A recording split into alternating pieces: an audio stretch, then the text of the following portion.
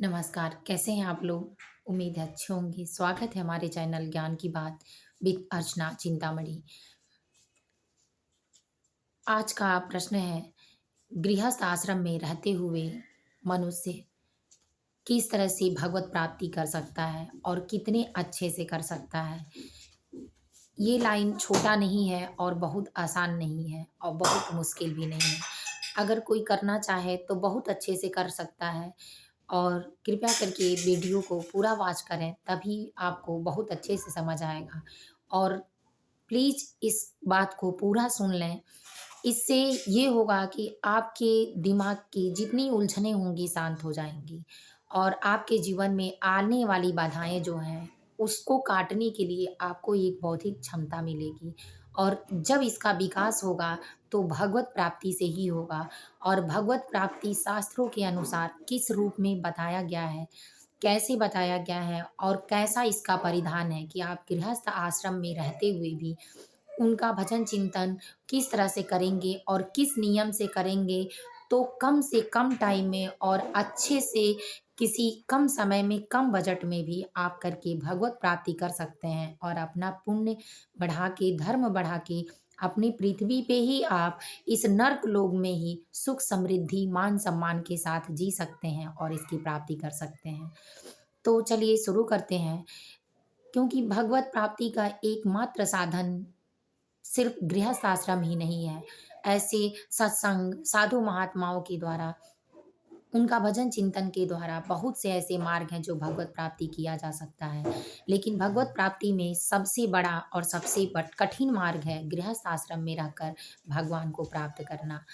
तो मनुष्य जब से गरुड़ पुराण में पूरी चीज़ें हमने सुनी हैं और जानी हैं, पढ़ी हैं, तो इस बात से जब बच्चे शुरुआत से ही जानते हैं कि बच्चों को पेट से आने से लेकर और मृत्यु तक का विधान क्या है और किस तरह से हमारी प्रक्रियाएँ हमें नित्य कर्म और भगवत प्राप्ति की तरफ ले जाती हैं और ऐसा करने वाला मनुष्य किस तरह से अपनी गतिविधियों को, अपनी स्वेच्छा को, अपने जन्म सिद्ध अधिकार को, अपने जन्म मान-सम्मान को पा लेता है। तो बच्चे जब पेट में आते हैं, तो बार-बार भगवान के द्वारा दंडित पुनर्जन्म का जो दंड होता है, उसको भुगतने के लिए, अपनी इच्छाओं की पूर्ति के लिए जो बाकी रह जाता है, उसको करने पृथ्वी लोक पर उनको आना होता है। तो जब माँ के गर्भ में आते हैं, अपनी और सारी प्रक्रियाओं को भुगतने के बाद, तो उनको भी 9 महीने का पेट में जो दर्द और तकलीफ़ होती है, वो उनकी यातनाएँ ही होती हैं, जो उनको मिलता है, वो उनका दंड होता है। और लेकिन जिस माँ के गर्भ में आते हैं, उस माँ के गर्भ में भी भगवान उनका रोज़ खोज खबर लेते रहते हैं और उनसे पूछते हैं कि तुम जाने के बाद क्या हमको याद करोगी? तो हमेशा वो कहते हैं कि हाँ, याद करेंगे। हाँ, जितनी बातें भगवान कहते जाते हैं, उतनी बातें वो बार-बार कहते जाते हैं, हाँ, याद करेंगे, हाँ, याद करेंगे।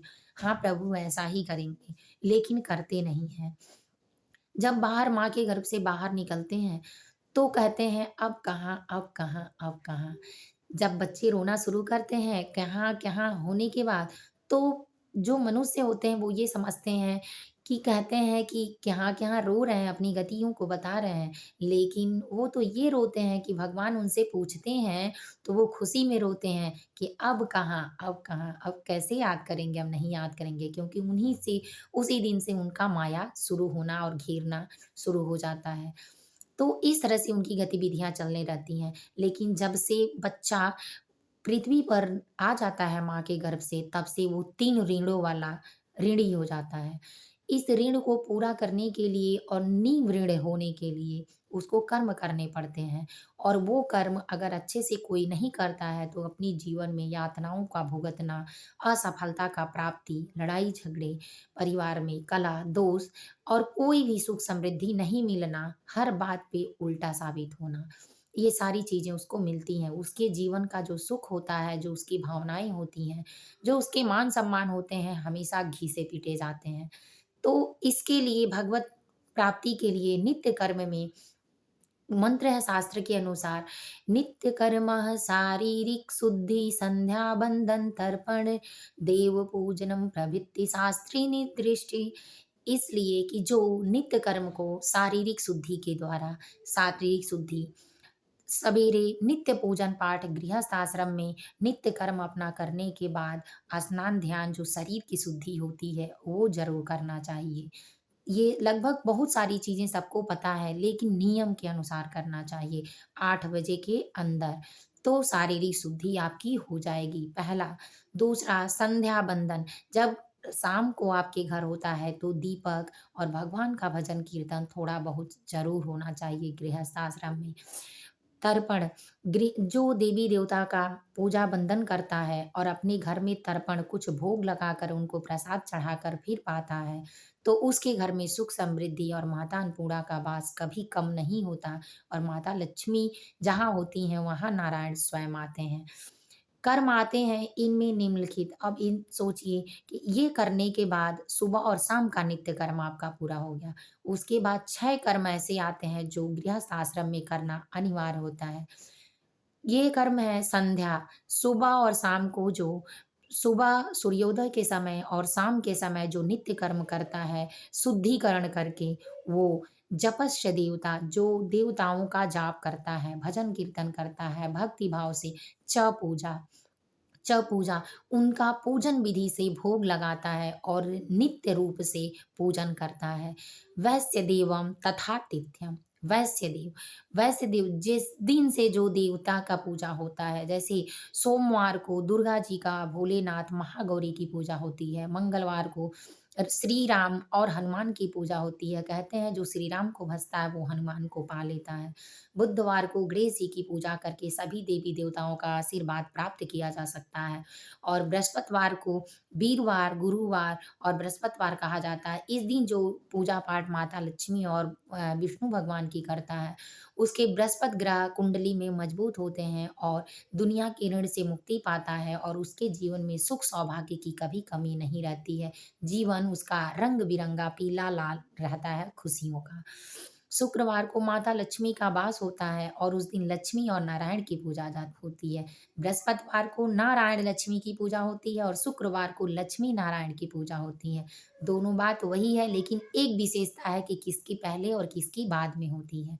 शनिवार को शनि देव और हनुमान जी की पूजा होती है कि जो हनुमान जी की पूजा करता है उसे शनि दोष नहीं लगता है। इसलिए न्याय के दाता देव शनि देव हैं, इसीलिए उनको न्याय करने के लिए चित्रगुप्त की तरह ही माना जाता है और बहुत बड़े पद के विशाल दाता हैं। इसीलिए उनका पूजन किया जाता है कि जो हमारे कर्म में कमियाँ रह गई होंगी, उसको आप क्षमा करके हमारे लिस्ट को, हमारे जीवन पत्री को, हमारे कर्म पत्री को आगे बढ़ाइएगा। इस तरह भगवत मार्ग और भगवत चिंतन में आगे जीवन बढ़ता रहता है। फिर उसके बाद ये सब चीज़ें करने के बाद जो अपने घर में तथातिथ्यम आने वाले अतिथि का आदर-सत्कार करता है, उसके घर में कभी जो अतिथियों का मान-सम्मान करने के बाद, उनके घर से जाने के बाद उनकी बुराई नहीं करता है, उसके घर में कभी सुख-शांति की कमी नहीं होती और हमेशा धन-धान्य की कृपा माता लक्ष्मी की, अन्नपूर्णा की बनी रहती है। उसके बाद षष्ठ कर्माणि दिने दिने, इन 6 कर्मों को जो षष्ठ कर्माणि दिने दिने जो हर दिन पे करता रहता है, उसके घर में मंगल ही मंगल होता है। मंगल भवन या मंगलहारी प्रभु सुदशरथ अजिर बिहारी। तो ये क्रियाक्रम उसके घर चलती रहती हैं।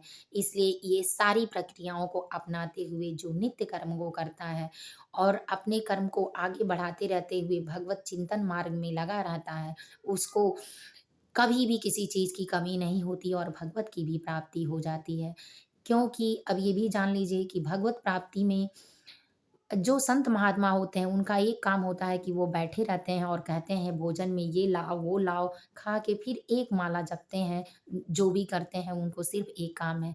लेकिन गृहस्थ आश्रम में अगर माला जपने कोई बैठ गया, तो बच्चा आके स्कूल जाना है, पतिदेव को ऑफ़िस जाना है, तो माला लेके हम फैला के बैठेंगे, फिर कैसे हमारा पूजा होगा? इसलिए सबको देने के बाद जो इतना करता है, पूजा करने बैठे और फीस का चिंता लगा है कि कैसे फ़ीस दिया जाएगा, या बच्चे के स्कूल से फ़ोन आ गया, बच्चा बोला हमारा अगले महीने की फ़ीस जमा करना, तो उसमें पैसा भी चाहिए, उसका उदर-पोषण भी चाहिए, उसका शारीरिक पोषण भी चाहिए, मानसिक पोषण भी चाहिए।